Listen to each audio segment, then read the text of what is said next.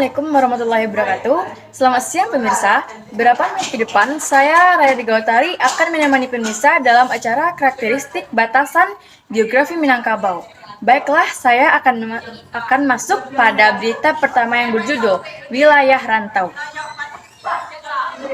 Wilayah rantau merupakan wilayah yang dijadikan sumber pencaharian hidup di luar wilayah Dare. Daerah pembatasannya disebut Ikwa Dare Kapalo Rantau. Masing-masing luha memiliki wilayah rantaunya sendiri. 1. Rantau luha tanah datar. Merantau ke arah barat dan tenggara, daerah rantaunya meliputi 1. Rantau nan kurang aso 20. 2. Rantau pasisir panjang atau bisa disebut juga rantau 10. Banda 10. 2. Rantau luha agam. Rantau luha agam menyebar ke arah utara dan barat dengan daerah rantaunya sepanjang pantai Samudra Hindia, Pasaman Barat, Pasaman Timur, Panti, Rao, Lubuk Sikapiang, dan lain-lain. Sementara ujung Dare Kapalo rantaunya Pelambayan, Salare Aya, Lubuk Basuang, Kampuang Pinang, Simpang Ampe, Sungai Garinggiang, Lubuk Bawan, Tigo Koto, Garagahan, nan Manggopo. Selanjutnya, 3. Rantau luha 50 Koto. Tuki daerah Riau, daratan sekarang, yakni rantau Kampar kiri dan rantau Kampar kanan. Daerah rantaunya Menggiliang, Jo Tanjuang Bali, Pangkalan Jo Koto Alam, Gunung Malintang, Muaro Paeti, Tanjuang Baringin, dan lain-lain. Baik, sekian berita dari saya. Berita selanjutnya akan disampaikan oleh rekan saya. Saya Raya Gautari, undur diri.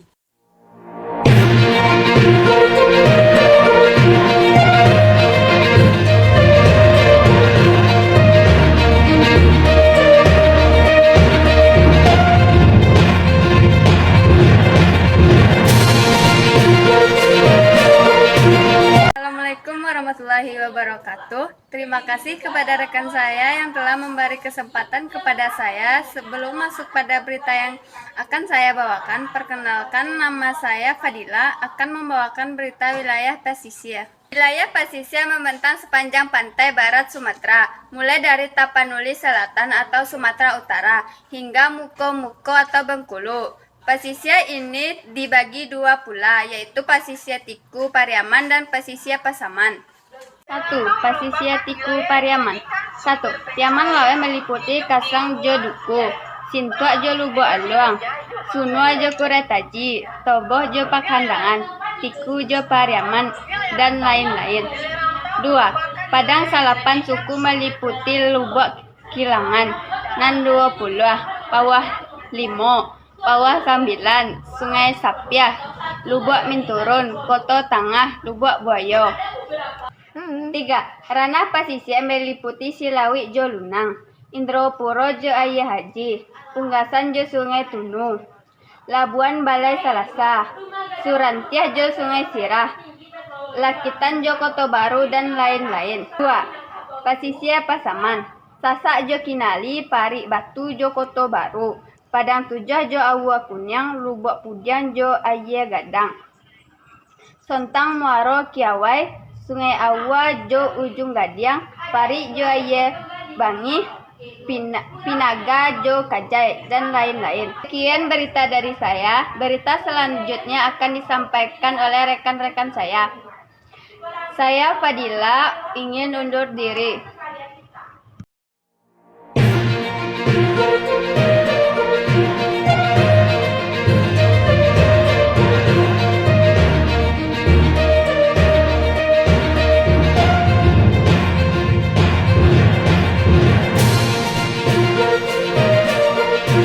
Terima kasih kepada rekan saya yang telah memberikan kesempatan kepada saya.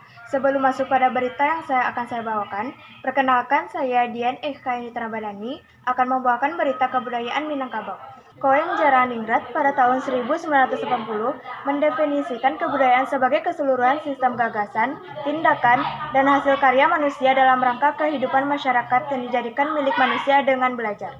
Untuk mengamati kebudayaan, Koen Jaraningrat membagikannya dalam 7 unsur universal yang saling berkaitan, yaitu yang pertama ada bahasa, yang kedua sistem pengetahuan, yang ketiga sistem kemasyarakatan atau organisasi sosial, yang keempat sistem peralatan dan teknologi, yang kelima sistem mata pencaharian hidup, yang keenam sistem religi, dan yang ketujuh sistem kesenian. Berikut 7 unsur universal kebudayaan Minangkabau sesuai yang dikemukakan Koen Ningrat tersebut.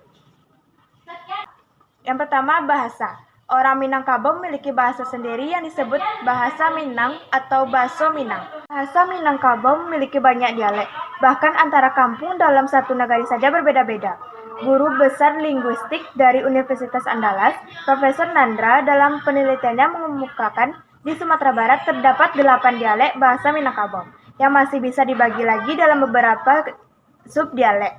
8 dialek bahasa Minangkabau yang berkembang di Sumatera Barat adalah: yang pertama ada dialek Rayo Mapat, yang kedua dialek Muaro Lolo, yang ketiga dialek Luba Alai, yang keempat dialek Payakumbuh, yang kelima dialek Agam, yang keenam dialek Pancung Soal, yang ketujuh dialek Koto Baru, dan yang kedelapan dialek Lintau. Yang kedua, sistem pengetahuan. Orang Minangkabau menjadikan alam sebagai guru dan sumber pengetahuan. Filosofi alam takambang jadi guru mengharuskan orang Minangkabau belajar dan memperhatikan segala peristiwa yang terjadi di alam, kemudian menjadikannya pengetahuan untuk diwariskan secara turun-temurun. Selain belajar dari alam, orang Minangkabau juga diharuskan mencari guru untuk menimba ilmu. Hal ini terlihat pada budaya merantau, yang pada dasarnya tidak hanya sekedar mencari sumber kehidupan, tetapi juga mencari sumber pengetahuan. Yang ketiga, ada sistem kemasyarakatan dan organisasi sosial. Sebenarnya masyarakat Minangkabau tidak menganut Islam matrilineal secara utuh.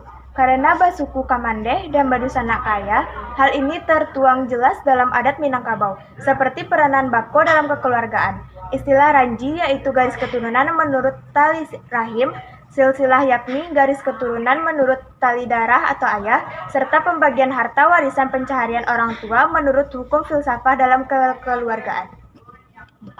Dalam sistem sosial dan budaya, ibu atau perempuan memiliki tempat tertinggi di Minangkabau. Suku diatur berdasarkan suku ibu. Jika suku ibu Caniago, maka anaknya bersuku Caniago pula.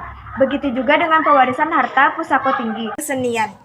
Kebudayaan Minangkabau terdiri atas unsur nilai, perangkat perilaku, dan hasil karya cipta. Nilai budaya Minangkabau sangat bergantung pada 2 filosofi, yaitu adat dan agama, yang saling berkaitan dalam ungkapan adat bersandi syarak bersandi kitabullah, serta filosofi alam takambang jadi guru, sebagai sumber pengetahuan dan teknologi. Dalam kehidupan sehari-hari, untuk memahami kebudayaan Minangkabau dapat dilihat dari 3 unsur berikut. Yang pertama, ada alam berpikir berupa sistem pengetahuan masyarakat. Yang kedua, aktivitas sosial berupa kumpulan perilaku. Yang ketiga, karya fisik dari budaya berupa benda-benda teknologi hasil buatan masyarakat untuk menunjang aktivitas sosial sehari-hari yang khas bercirikan Minangkabau. Yang berpikir disebut kebudayaan tak benda, yaitu unsur-unsur budaya yang tidak tampak oleh mata, tetapi bisa dirasakan keberadaannya oleh panca indera, seperti nilai, norma, aturan, dan identitas.